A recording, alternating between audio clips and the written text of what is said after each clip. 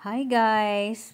For today's video ay gagawa tayo ng dried twigs, and dried kaban-kaban leaf, dried olivo, dried trigo, and dried anahaw, dried fragras, dried misty rice, and dried lakay-lakay.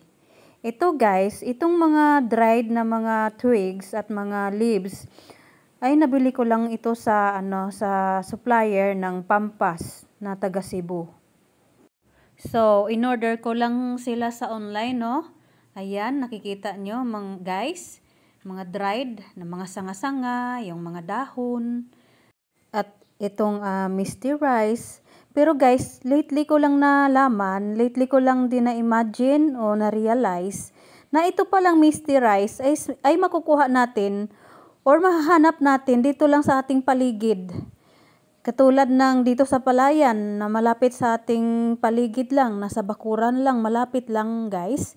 Pwede natin palang makuha itong misty rice. Ito ang misty rice guys na tinatawag ay ito yung yung bunga ng palay. So doon natin sa basakan o doon sa mga palayan, doon natin ito makukuha guys.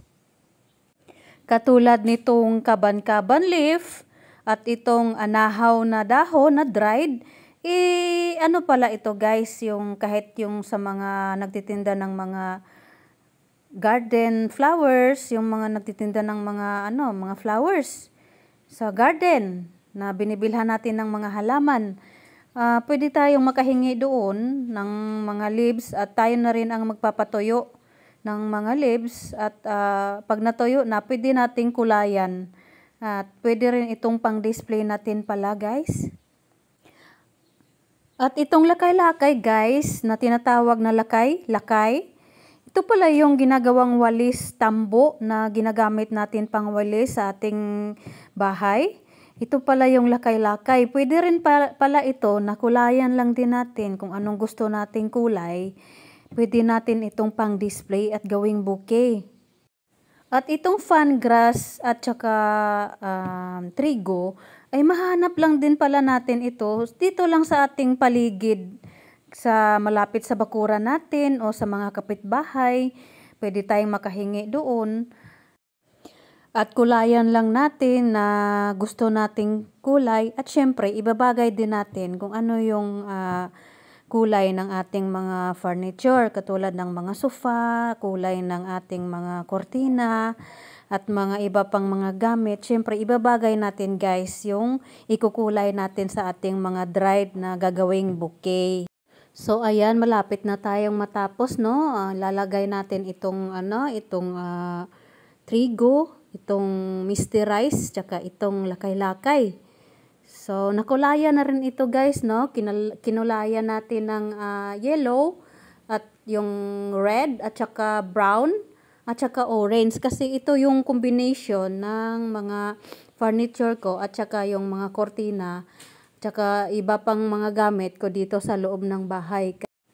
So ayan, ilalagay na natin itong itong na-assemble natin na rice misty, tsaka yung trigo, at tsaka yung lakay-lakay, yun nga, yung sabi ko kanina, yung walis, na pwede palang pang display din itong walis, kukulayan lang. Ito yung walis tambo, kukulayan lang talaga pala para magmukha siyang elegante tignan guys. So tingnan nyo mabuti guys ang ating ginawang dried bouquet flowers o dried bouquet na twigs, mga sanga-sanga. Ayan guys, napakaganda yung nagawa natin. So pwede na natin itong i-display guys doon sa ibabaw ng lamesa. So, ito na yung nagawa natin na bouquet. Guys, tingnan nyo. Lapitan natin, no? Lapitan natin para makita nyo kung gaano kaganda. Ayan, guys, oh. Ayan yung nagawa natin kanina na dried bouquet. So, tingnan nyo naman, no? Napakaganda na bouquet. At ayan, syempre, display din tayo ng mga Mga pangmalakasang pang-display. Ayan, guys. Buksan natin ito. Baka may laman na kayamanan. Oh, ayan. Wala. So, ayan, guys. Yung unang ginawa natin na bouquet. At eto naman yung unang ginawa natin na dried bouquet, guys. Tingnan nyo, maigi. Ay napaka-elegant at very attractive na bouquet. Tingnan nyo naman yan, guys.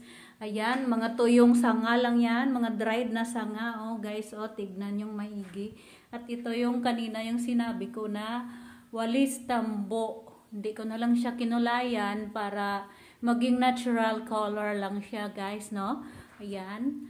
Pwede rin palang pang display ang walis tambo, ano? Ayan, guys, no? Ayan, no? Napakaganda-ganda ng combination. Siyempre, ayan, guys. Ayan, may display din ako, guys. Tingnan nyo. Nabili ko to sa online din. Ayan, nilagay ko dyan. Ayan, para magmukhang elegante. Mas magmukhang elegante lalo ang ating sala. So, ayan, meron pa ako ditong mga glass balls. Ayan, guys. Napakaganda. Ayan, guys, oh. Ayan, yung tulad ng sinabi ko kanina, guys, syempre, kung ano yung i-display natin sa ating loob ng bahay, syempre, ibabagay din natin yung mga colors sa katulad nito, oh, yung kortina ko, guys. Oh, ayan, ang kortina ko, mga pinyos, guys, ay color white combination with brown. So, ayan. Diba? Maganda, guys. So, ayan na, guys. Oh. So, hanggang dito na lang, guys, no? Sana may natutunan tayo. At maraming salamat sa panonood ng aking bawat upload na video. Thank you so much. Mag-iingat kayo dyan lahat. So, God bless us all. Thank you so much, guys.